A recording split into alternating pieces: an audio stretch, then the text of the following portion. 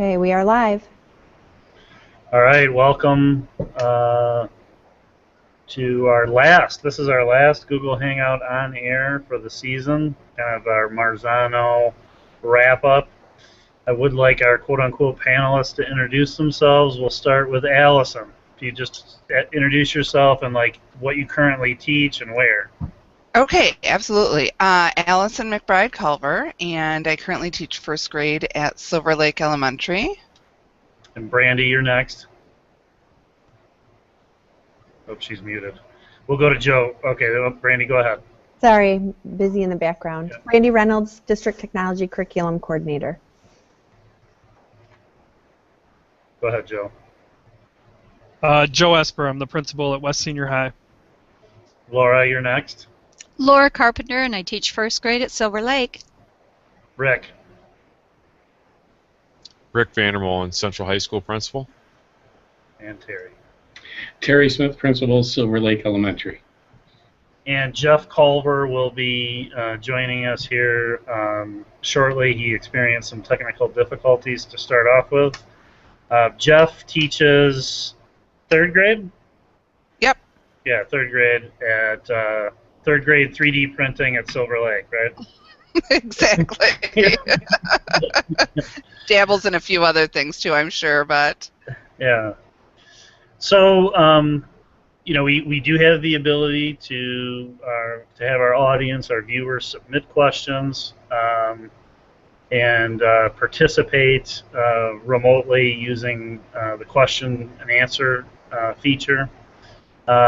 Really just wanted to dedicate this session to sort of a plus delta as part of continuous improvement, what worked, the delta, what needs to change, or what could be improved.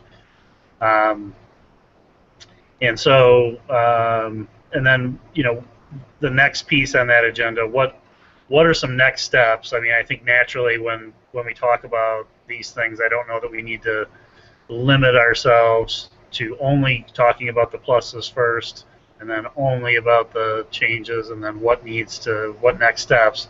I think I don't want to control the conversation that much because I think that it can naturally flow just considering those three things as we kind of talk about how this year's overall evaluation system has gone. I mean, we've talked on these Hangouts about both the Marzano 75% of a teacher's evaluation, and then we've also talked about the student achievement piece of that, the 25%. So we're talking overall, how has this changed to using the Marzano instructional framework as kind of a framework for teacher evaluation, and then the student achievement stuff. So, so Allison or Laura, you know, do you feel free to jump in and talk about, you know, what worked well, what could be improved, or what needs to change, and then that'll naturally probably lead to next steps that we can take as a district.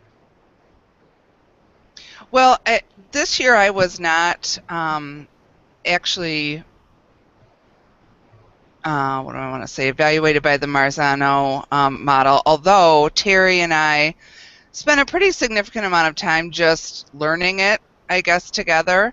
And I think what worked well at our site is that we did have it as a PLC last year and then into this year.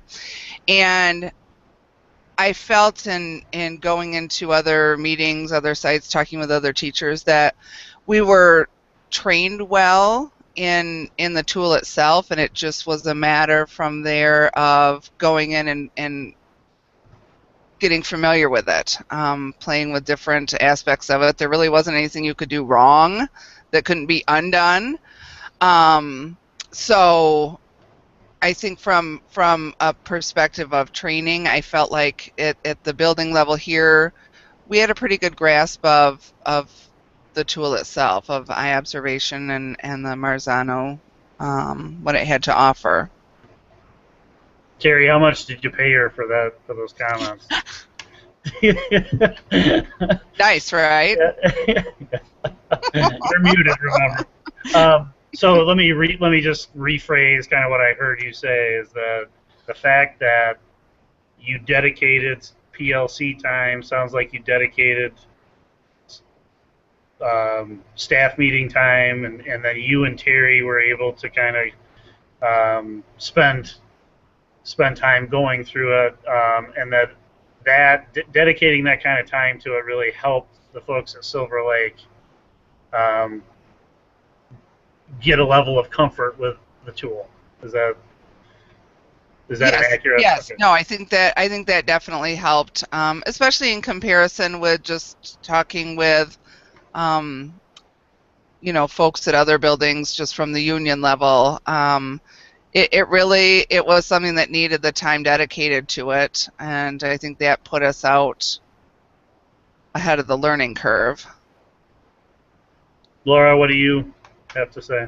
I do see that, and I was evaluated this year, and it did help to know what areas to look at. I see further training with it. It did feel a bit rushed at the end, like trying to pull everything together, so I would like to see that definitely training in how it's all going to be pulled together at the end and all the scoring, but it definitely helped to be ahead of the game, knowing what was being expected and just using the Google Hangout. And I did have a chance to observe Allison and do an observation with her, so I know what Terry was looking at, and I know maneuvering the system. So it did help to do that, and I would like to see us to continue practicing using the observation in the site, putting points in buckets for Allison. Nice. Wow. Looks like a little love-in right now. Brandy, are you able to, like, maybe on a separate Google Doc, or maybe even within the presentation that had the agenda on, just begin to capture the feedback? I'm using the chat feature to capture it, but I don't even know if that shows up on the screen or not. But It does not show up on the screen, but I can grab it and start putting it in a Google Doc. Okay, so what I heard Laura say was an area of improvement could be it felt rushed at the end, getting everything in there, and that's definitely an area of improvement, so that we avoid that. The end of the year is stressful enough with all the different stuff that goes on, that tying a bow on teacher evaluation to the extent that we can make that feel less rushed, that would be an area to get better at. So. Yep. Can I say something on that point, Sander? Because I think that's a great point, and we heard that from high school teachers, some high school teachers at West too. And some of the ideas the teachers had that I think make a lot of sense is, one, on our end, we can look at our district timeline of how evaluation wraps up and what our deadlines are and make sure that that's reasonable. But two is, using the eye observation thing was a shift from how in TCAPS we've kind of asked people to do evaluation over the last decade or so, which has been this big load of stuff at the end of the year, a big final reflection at the end, and a lot of long conferences at the end of the year and stuff. So, some staff were able to kind of get out of that mode early and put things into domain 2, 3, and 4 and do those peer observations in domain 1 you've talked about, and do that over the course of the year. And some folks, it was hard to get out of that habit of a lot of it's going to happen at the end of the year because that's how it's always been. But some of our teachers suggested just making it part of the routine next year of, there's always that 1 week a month where we don't have a staff meeting. So maybe on the day where we don't have a staff meeting, they're just going to take 20 minutes, and whatever unit I'm in, I'm going to throw that plan into domain 2, and I'm going to reflect on something I've done in class in the last week, and I'm going to add one of my domain 4 things in, and maybe that same week I'm going to do a peer observation. So maybe it's 20 minutes a month. And then by March, they really know what their evaluation is going to look like, and there's no surprises, and there's no big load in May. So what I'm hearing you say is, maybe some of the coaching that we could talk about is just to remind teachers throughout the school year to not batch it for the end, and to use some of the time that is available. And I think I also heard you say, Joe, that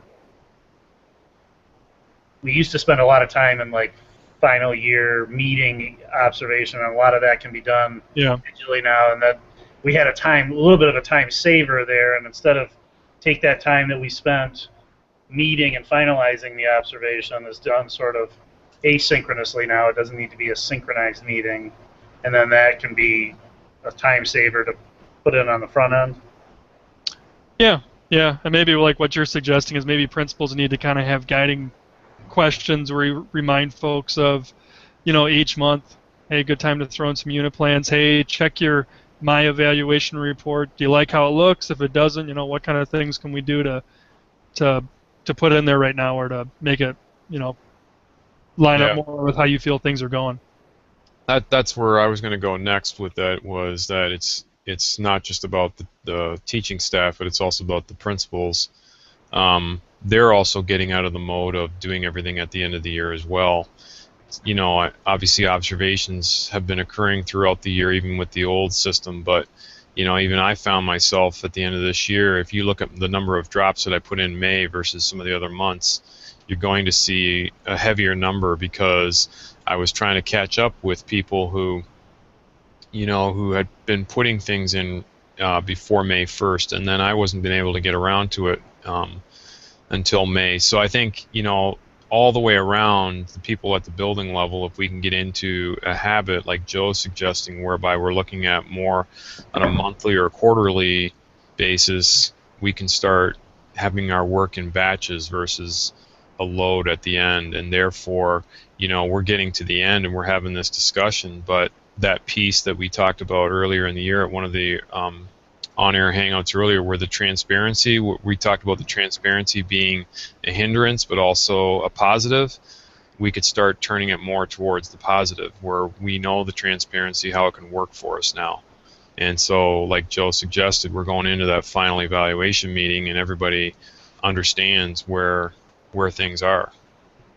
So by transparency, you mean the fact that teachers can see their current rating in real time throughout the entire year? Is that what you mean by the transparency piece?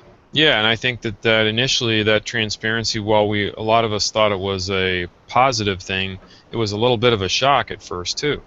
Because if you've been a effective or highly effective teacher and you're being evaluated, and all of a sudden you're seeing a developing or beginning rating on something that you were doing instructionally, that was probably a hard one to take for many teachers. And so as we continue with that transparency, now after a year of experiencing this, I would suggest, at least in my building, many of the teachers who might have received a developing or beginning near the beginning of the year have seen how that has changed from developing or beginning to effective or highly effective, because they've embedded the practice in their classroom. Terry, you look like you wanted to say something. Yeah, no, I was agreeing. I echo what's being said. I think we need to be much more intentional, much more paced, with making sure we're adding data throughout the year. I know myself as well. I added more of my data, especially in the domain 4, closer to the end of the year, where it's something that I could have been doing throughout the year. So that would be a move that I would look to improve upon as well next year. Any other things, Allison or Laura, about areas of improvement or things that worked well or next steps? Well, there were a couple of things that that Joe had mentioned about taking that pacing for folks that were putting in things into their own domains, whether it was a unit plan or something in domain 4. A lot of people didn't know how to do that, whether it was to open up and start an observation of themselves, to put that information in, or if it was better to start a conversation with your administrator. So at the end, a lot of questions that we were getting TCEA-wise was I've been having a conversation with my administrator all this time. He or she has the information. Now it's a matter of them transferring it over. So I think one of the things that we need everyone to know and have principals circling back with their staff on is how to do that. How to go ahead, and if it's that Tuesday that you don't have a staff meeting each month, that they know how to put that information in so that it isn't all at the end, or it isn't in just one chunk that they've sent it to their administrator. The other thing was about the developing and beginning. I think once folks do their plan in the fall, they're obviously looking at things that they'd like to grow in. So in being marked developing and beginning, is there a way to have that conversation rather than have it marked using the tool as a continuum? What I found with people's evaluations that I looked at with them was if they had put on their plan maybe not using or beginning, so then they had an observation by their administrator and were developing, then it took 4 or 5 maybe achievings to average that out, if you will. So it wasn't really a true continuum, I didn't think, as far as, I would say, gosh, if I wasn't using and now I'm developing, that's pretty good. But if you finalize that in the system, then it can be that shock, like Rick was saying, where you pull it up and you're thinking, gosh, where, it's saying that I'm minimally effective right now, or it's just a matter of getting more of those achieving and innovatings to balance that out. But I still think it's important to say you are moving along that continuum. So what I'm hearing you say is, as far as, is there a way to work with folks that give teachers feedback that may show progress or may not? I mean, but if somebody was not using and now they're beginning or developing, that is demonstrative of improvement. But when the principal marks that observation for evaluation, then that makes the hill steeper in terms of what the final evaluation will become.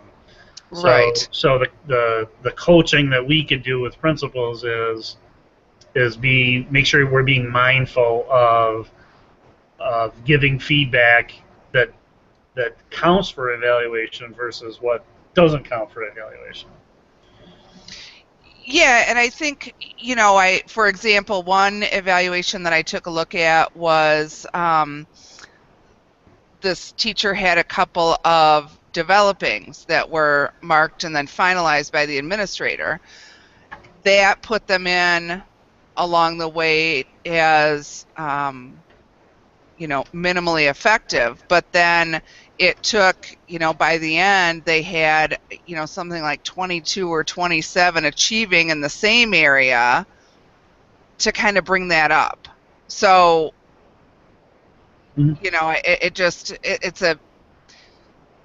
it's a mathematical thing, but it's, is it weighted as an average? Is it a weighted average? Is it a continuum? I think that's where some of the confusion came in for people, and maybe it was just a learning curve as well for administrators this year, working that out, and then how that played out with the percentages. Well, I would like to make a brief comment on that, because I think there's something to be said about your last comment. As principals, and I certainly can't speak for all of them, but I've worked with them enough to know a little bit, and I would say in general terms, yes, while there was quite extensive training that all the principals had to go through, right. You know what it's like when you're sitting in a master's class and you're learning about something, but when you actually have to take theory and put it into action, there's a little bit of a transference there that takes place, and I think that principals were doing a little bit of trial and error, so to speak. I don't mean like trial and error like not worrying about people's evaluations, because that's very important to them. But in terms of learning the system, learning how, I always keep thinking about this in two realms. One is that we're working with the Marzano instructional framework, which is an entity of itself, and then you have eye observation. There's two things we're trying to learn here. One is the theoretical, and the other one is the actual practical of how we can make the evidence visible for what's going on in the practice of the classroom. So yes, principals were working, I believe, to try to understand the system, and the whole idea of, I think even the idea of a growth model versus a static evaluation model is still something that I think we've worked through that, but now, how do you make sure that that is something that is in your practice as a principal? So for instance, as principals, we've talked about this. So if I go into a classroom and I have some serious concerns, let's just use the classic example of classroom behavior, or classroom management, and that's something of a concern.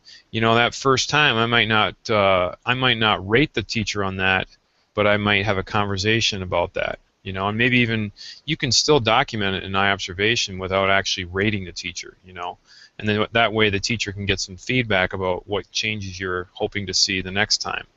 And then I think the thing we had the conversation around was, so when is the next time you should visit? Is it in 2 days? Is it in 3 days? Is it in 3 weeks or 6 weeks? When you're talking about growth, if you're asking somebody to improve or embed some practice in their classroom instruction, then you have to be thinking about, okay, what's a real period of time that you need to give that person to be able to figure that out and really practice it first before they invite you back to your classroom. So those are just some things I think that principals have been thinking through and trying to be intentional about, so that it's not just every time I come in a classroom do I have to rate you. Every time I come in a classroom I can provide some feedback for you so that you can use that for growth. And there may be times where you're rated, but I think principals can be more intentional about, and in conjunction with the teacher, about when that's going to be. So it's not like this gotcha thing. It's more like we're working together.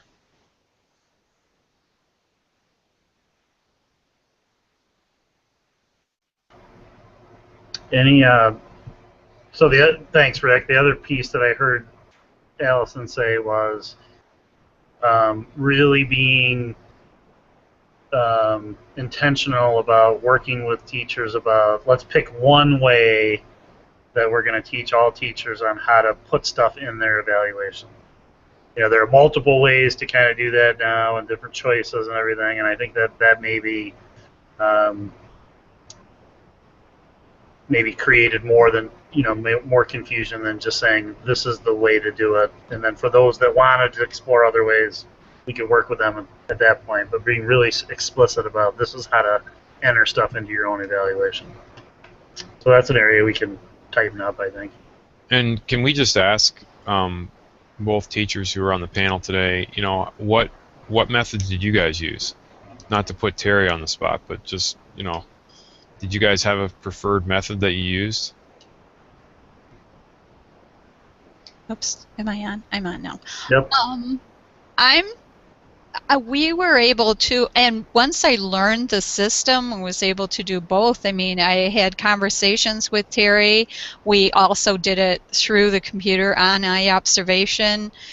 I'm just curious how this is all going to play out, how it's going to work with everyone being evaluated next year. But I like the piece of being aware and saying, here's an area I see as concern, let's keep going with this. So I think we used everything. I do definitely feel that we were aware of different ways to put it in, and conversations that through Terry and I, and through the computer and through eye observation. But I think what Allison was saying was that she was hearing in her position as TCEA vice president that maybe that even though maybe there was a good comfort level at Silver Lake around how to do that, but maybe there wasn't other places. Is that right, Allison? Yeah, yeah. And Laura, did you find one or the other easier?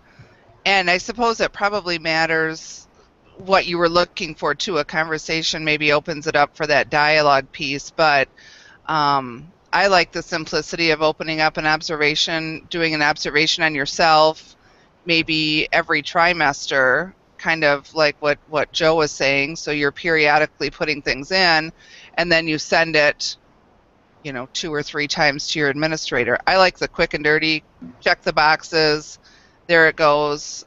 Plus it also gives you the idea, it gives you some ideas of things that you might be checking for yourself, that when you start a conversation, you're generating those ideas yourself and writing them down. Was one or the other more beneficial?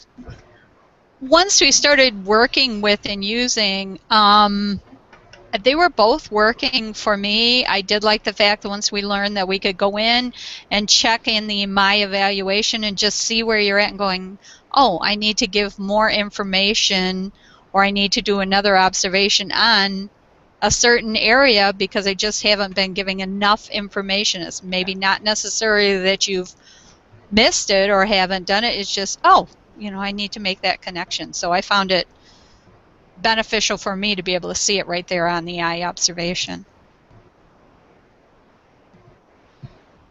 All right. Any other suggestions for improvement? Things that worked well, or things that really didn't go well? I would just offer up, not as a Marzano person, but just as a principal, trying to sort through the drops that teachers that I was working with wanted me to consider to be rated. I felt the growth plan was a really good place to put things, because the growth plan had the goals and the action items that the teacher was trying to complete that year, and then they could upload all the evidence and they could do reflection logs right in the growth plan, and it was all in one place. So when I'm going, like next year, I'll have monthly points in time where I'll go into my teachers' growth plans, and I'll look at, what evidence have they put in there, so that I can go in and take care of those, rather than, just from my vantage point, and Joe maybe and Terry maybe disagree with me, but I found myself going from conferences to discussions to growth plans, to try to make sure that I was covering all the bases and not missing drops. Not that every one of them got rated, but I did want to know all of the evidence that a teacher might have submitted to me, so that I was giving him the benefit of the doubt of every piece of information that was trying to be considered. So that's something that I was thinking about for improvement.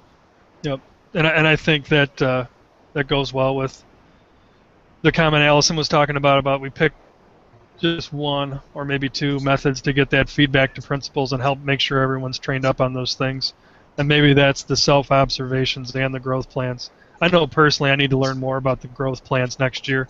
I used them, but I feel like I didn't really get the full value out of them, or ask our teachers to do as much of them as they could. I would say on a user and also from the principal standpoint, most of my data was collected through self-observations. I found some difficulties there with the sheer amount of observations that I was getting, and I know that the ISD is working a little bit on the platform and maybe helping to create folders that we can put some of those observations in. I think that would definitely be an area of improvement. If that's not something that can happen, I would probably be pushing my staff also to use more of the growth plan, because I think it will allow for the data to be all in one place on one particular teacher, as opposed to I had a number of observations, and depending on when the teacher submitted them to me, did create a lot of work, as Rick alluded to, in sorting those out, making sure that I was getting all the evidence. So what you're saying, Terry, is that the the manner in which the teachers were submitting stuff to you. They were using they were conducting an observation on themselves. And it wasn't the fact that you had to read through it, it was the fact that the way it was organized created like additional clerical work for you rather than, because you had to sort through it. Right. Versus if it was all done through the growth plan, might be a better way, or at least that's going to be input we should give to the ISD and kind of work out what's the best way to kind of keep all of the input. We want teachers, if they want to, that paced out that we spoke about at the beginning, providing us with stuff for their evaluation. And we just want to make sure that that doesn't create then work that the principal's having to organize that. The work should be interacting with it in some way rather than trying to put it in the right folder or whatever. Right. Okay. All right, Jeff, can you hear us? I'm on board. You're live. All right. So what we're doing, thanks, by the way, for persisting or finishing up the 3D printing or whatever it was you were doing. Oh, no, I was about to throw my computer out the window. Brandy talked me off the ledge with this. Well, I'm glad you could join us. What we're doing is just saying, what worked well about the evaluation system, whether it's Marzano or the student achievement piece, what needs to be improved, and then maybe what next steps the district needs to take. So feel free to jump in at any time. Brandy did just kind of put in the chat that we have 4 viewers. So for those viewers out there, I would really appreciate you to join in too, and maybe use the question and answer. Or Brandy, can you kind of just mention what might be the best way for them to answer that same question? They could provide us with what worked well from their perspective, what didn't, and areas of improvement. Is that best done through the Q&A feature, or how? Yeah, the Q&A feature is a good place to put that, and then when we talk more about that specific topic, then what it does is puts a bookmark into the video so that people can kind of skip to that question if they watch after the fact. So use the Q&A when you're watching and enter your questions, and then when people are responding to or talking about the same type of thing, or we even just read it, we can link to that. And so quickly, to use the Q&A, if they take their cursor or their mouse and hover over the left-hand side of their screen, they'll find a blue box with Q&A in it. They click that. Well, that's just for us. That's just for us on the Hangout so that we can see the questions that are being asked. When they are on the Hangout, they'll actually, once they start it, there's a Q&A up in the top. I believe it's in the top right-hand corner, and you can just click on that, and it says Ask a Question, and you can just start typing in a box there. Okay, thanks. All right, so Jeff, I mean, I don't want to put you on the spot, but I do want to give you the opportunity since you joined late. So you can take a pass and have some think time since you had to fight the computer there. But what worked well, what didn't, what next steps the district could take to make things, as far as next school year, make things better, that kind of stuff. Well, I was really looking forward to the Marzano framework this year because it was a continuum. It's to help us grow and to become better educators. And as the year went on, or as the year began, it really felt that way. I mean, I felt very encouraged with where it was going. And as the year went on, I guess I felt less and less of that, and it felt more like it always has felt. Very, I don't know what the word I'm looking for to describe it. It was very mechanical. Yeah, it seemed to be much like the old system. It didn't seem so much to be on growth. It just seemed, here's your evaluation. It didn't seem as much like it was considered. It didn't seem focused on educator growth, teaching growth. It seemed very, did you?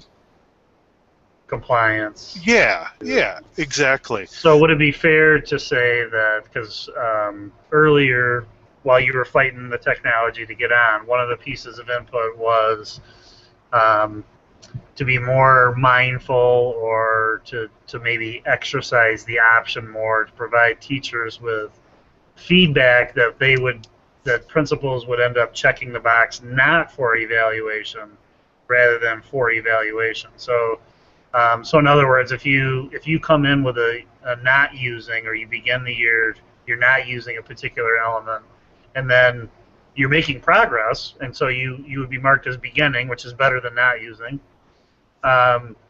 But a way to provide, to keep it more in the vein of growth versus summative evaluation and more final. You could mark the teacher beginning, but then when you finish up that observation, you mark not for evaluation. Okay.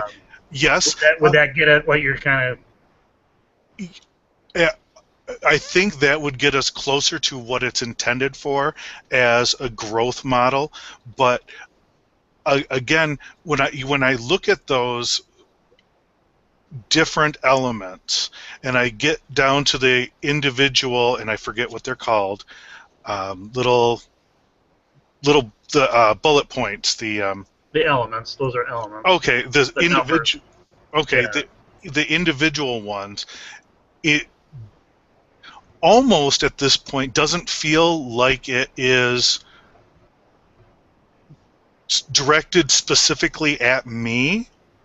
It seems very general, where at the beginning of the year or even last year, looking at the different elements, it seemed very focused, very right to, you could interpret it for an individual. Now it almost seems too general. Here's a little checkbox, check, and it doesn't seem to be as individual. It seems. Yeah. Does that make sense? Yep. I hear what you're saying. I think that was an initial concern with the Marzano system, that it could become too checklisty, and it does sort of, because it offers these discrete, elements, even though they're categorized in, bigger categories and design questions and then domains and lesson segments or what have you. So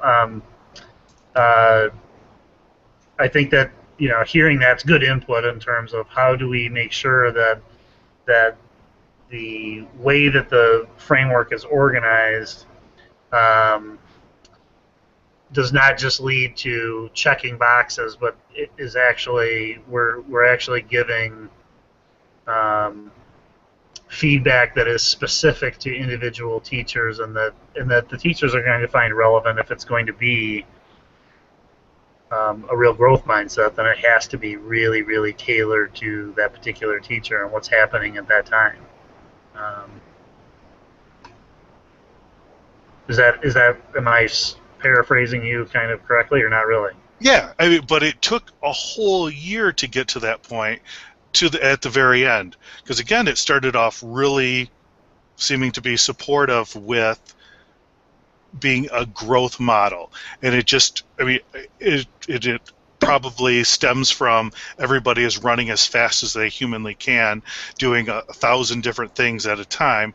But by the end of the year, the last month or so, it's been very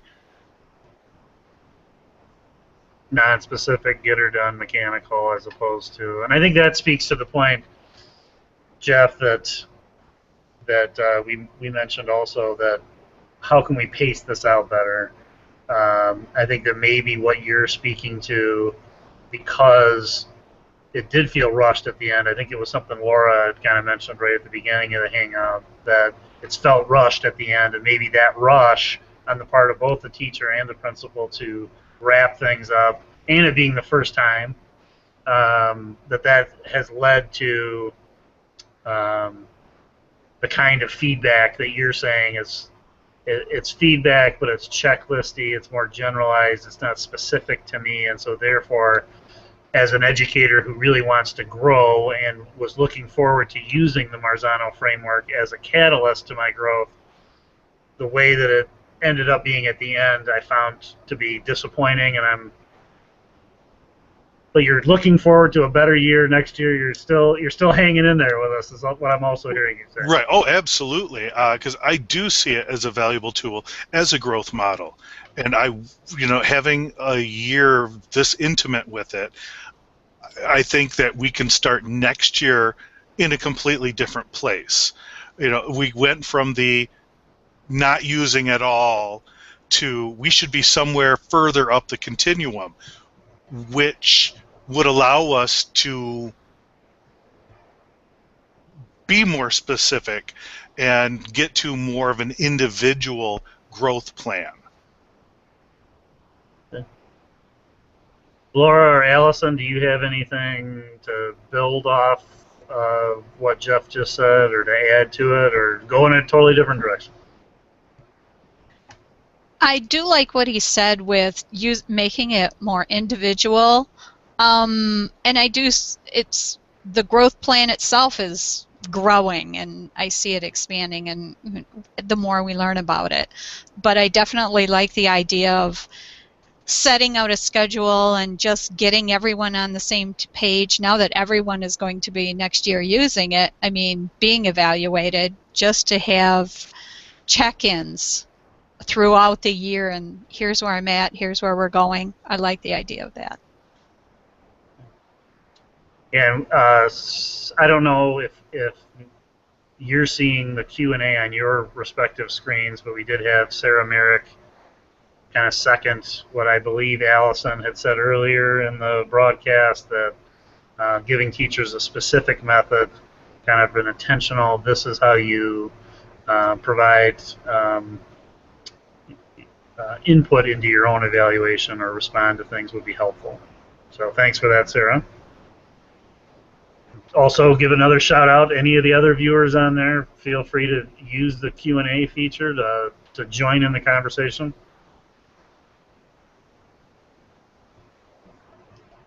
Anything else in terms of what worked, what didn't, next steps? I'm interested in Laura, Jeff, or Allison's thought on pre and post conferences around formal observations. We've always had a process in place of using pre and post, and it seemed like the Marzano preset forms for those kind of did like all 10 design questions. They were kind of thorough. I mean, thorough is good, but I'm just wondering about your guys' experience with pre and post conferences, and like I want the conversations to be meaningful and not have the documentation kind of stifle the conversations on either side of a formal. How'd that work for you guys? What I found is that the pre and post were extremely lengthy. It took a long time to kind of comply with what the forms wanted. So wondering if it didn't detract a little bit from an organic conversation between the teacher and the administrator, because it was just a compliance task with the form that was there. But again, I didn't personally use it real time, so I would be interested to hear what maybe Jeff and Laura thought of it as well, or those viewers out there. I really I want to fully 100% totally agree with my wife right there. I think that's number one most important thing.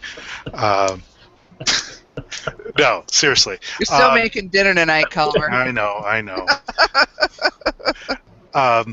But I always, in doing this, because I've now had several years with Terry, and I have to agree, sitting down and going over a debrief or post-conference with him has always provided me much more valuable feedback, and we can flesh out ideas and suggestions has always been far more beneficial than going through the Marzano post required steps. So in that regard, sitting down with Terry is, even doing this as a post is far more valuable. That was very good, Jeff. But the pre seemed like it could just be, here's what is expected. I definitely agree that the post, just the discussion itself, was much more beneficial than the paperwork of, here's this form, do you have time, here it is, fill it out. The questions did seem to repeat in different ways. It didn't get to the meat or the heart of what was happening in the observation for me. Okay, so I'm clearly hearing from all three of you that the length and sort of the process of the pre and post observations sort of detracted from this dynamic conversation that you were used to having with your principal in a post-observation conference. Okay.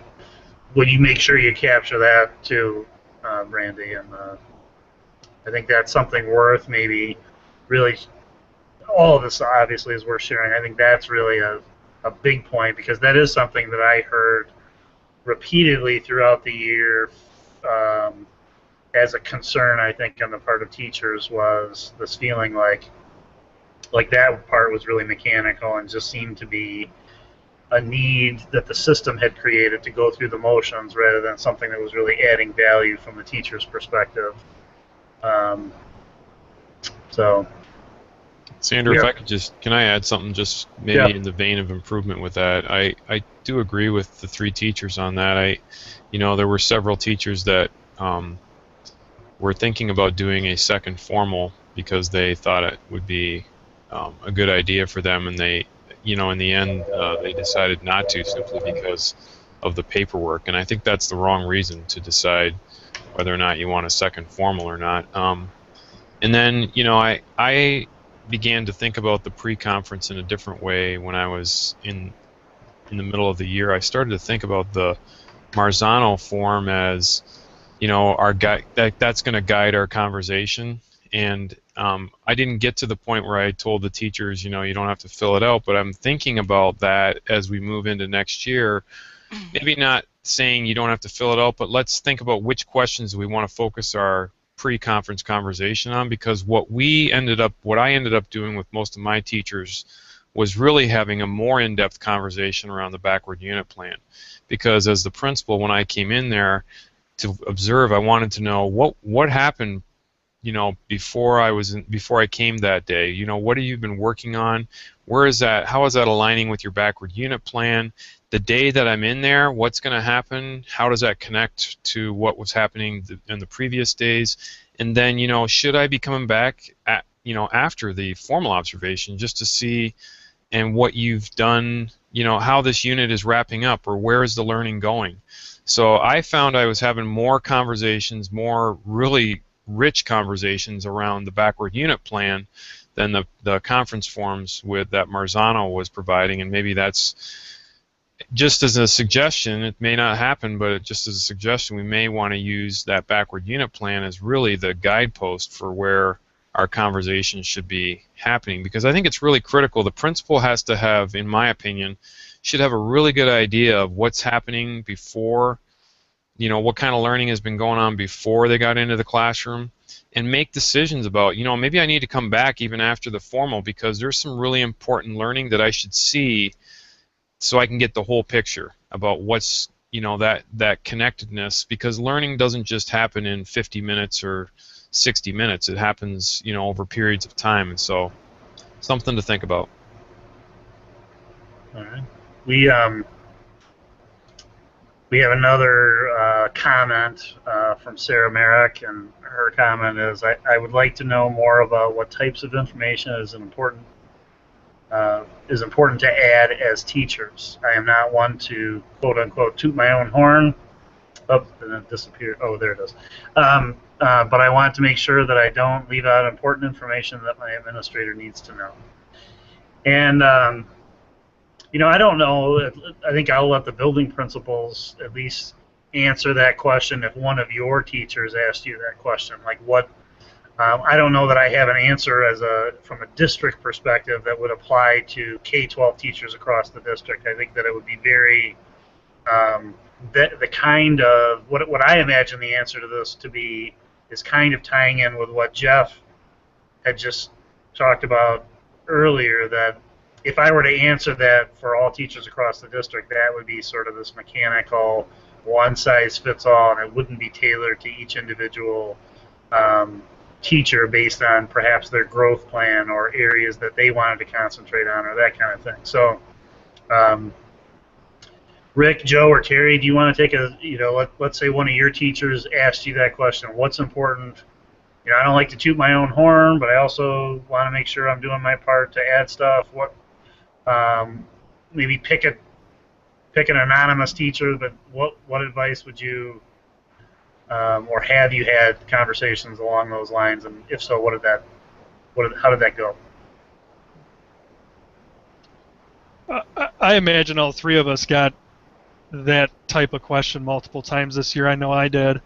And what I tried to keep it to with teachers is I just said, keep in mind this evaluation, well, it's a legislative mandate and it's a required thing. It's also like a portfolio of your work for the year, So think about at the end of the year, even though, I know our teachers pretty well and we have that relationship, but if I had to document it at the end of the year, what would I need to have to be able to show a body of evidence that it's fair to say a teacher's effective in planning or highly effective in planning or is highly effective in the reflection domain.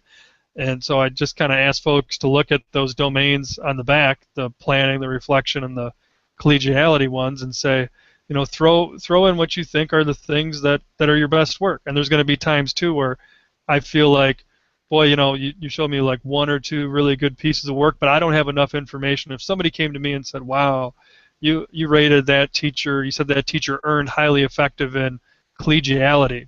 You based it on 2 items. Can you really back that up?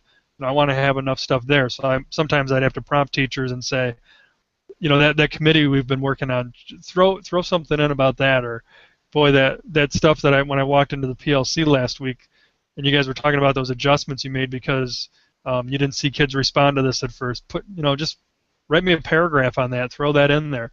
So I think it's something a lot of teachers struggle with because they're humble and they do a lot of these things in the flow of their work. And it might go back to that idea we talked about earlier of just taking one time a month or one time a trimester for elementary teachers, and I'm going to throw something in each of those domains, and I'm going to throw things in that really show a good characteristic of my work. So if my evaluator at the end of the year has to look at all this stuff, we can really say this is a good description of my body of work in planning or reflection.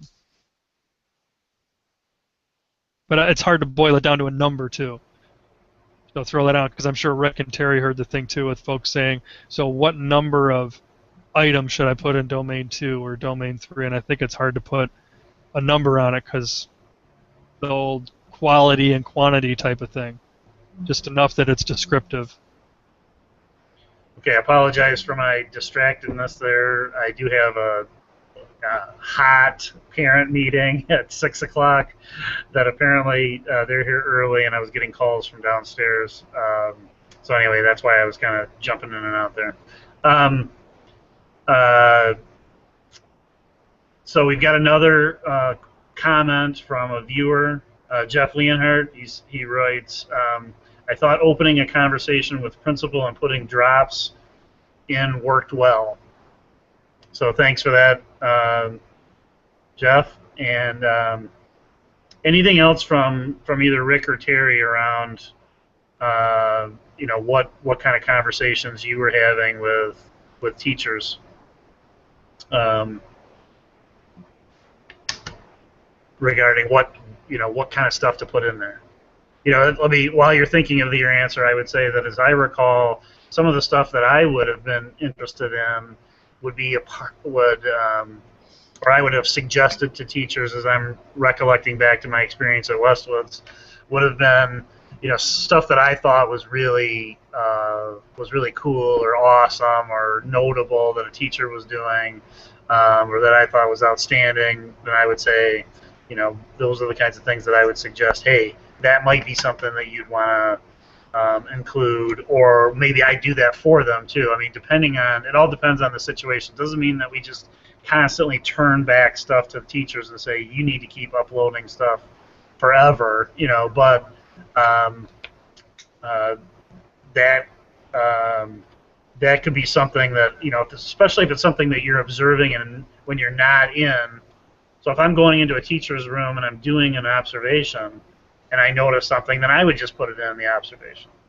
But if it's something I'm walking down the hall and I see a teacher interacting with a child, and I see that, wow, that you really helped that child, come out of a crisis mode or whatever, then you might circle back with that teacher and say that was really well played or whatever.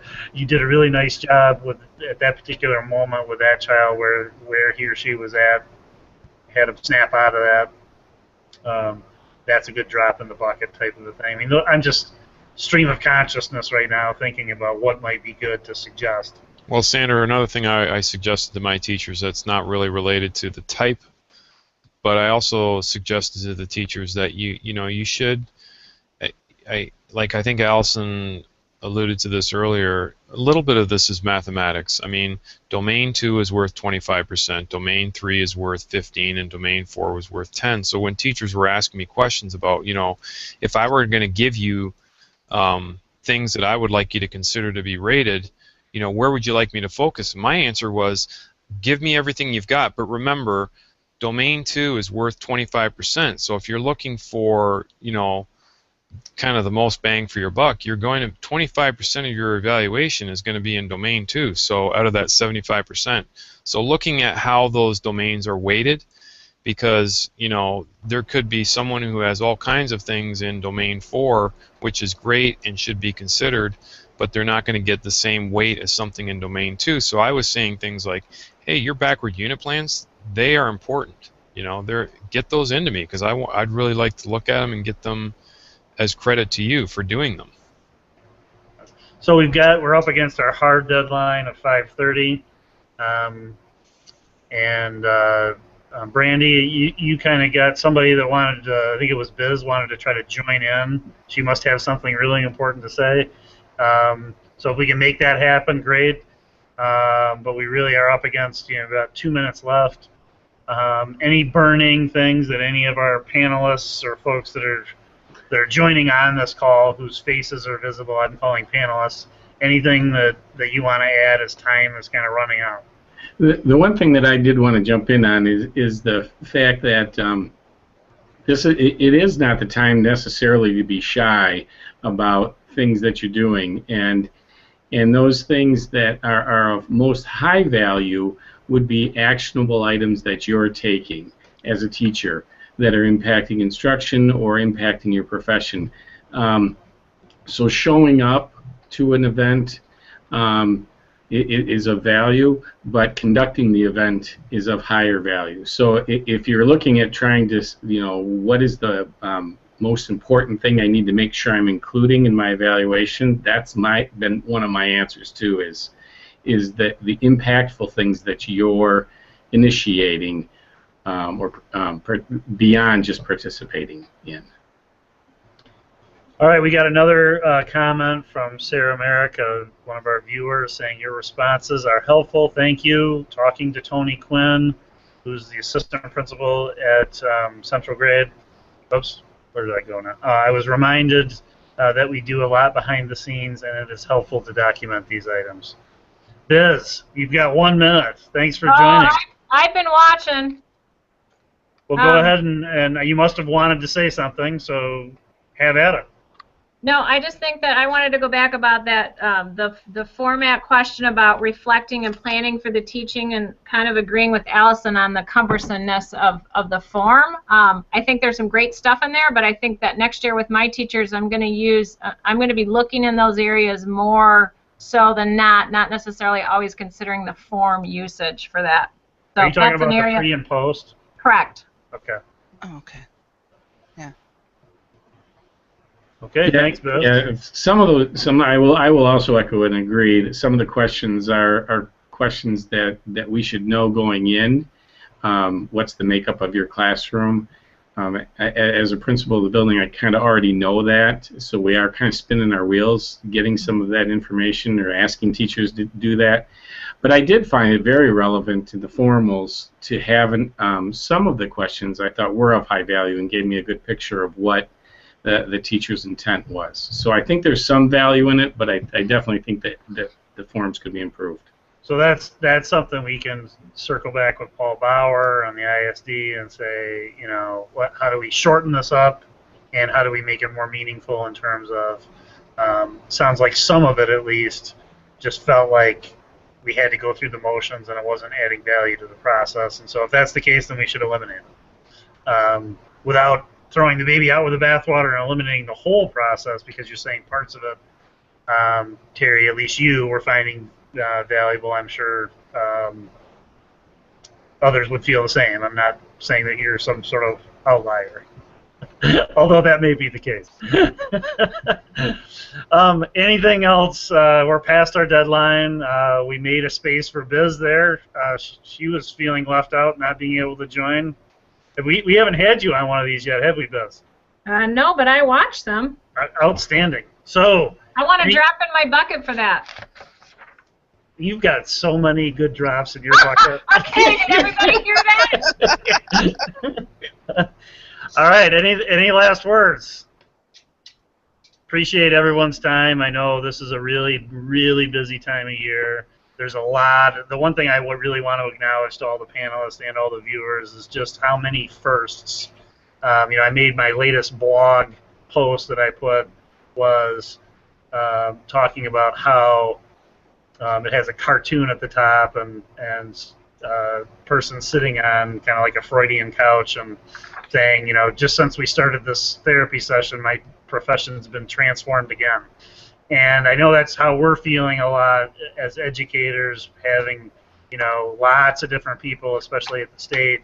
I think feeling like they know a lot better about how to educate folks maybe than we do, and giving us an awful lot of things to do and keep track of and to comply with and all that. At the same time, trying to take the best, understanding that we have some of those things that we have to comply with. How do we make the best of that? And I think that the Marzano evaluation system is an example of that. You know, we did have to have an evaluation system that was consistent and fair, and that, you know, and I think that one of my other blog posts that I mentioned was that I took what Winston Churchill said about democracy. Democracy is the worst form of government except for all of the others.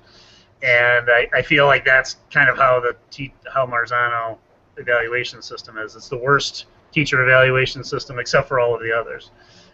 Because trying to take the dynamic thing that goes on with teachers and students in the classroom and the learning experience and condense it down to, you know, 60 elements and 4 domains and all that is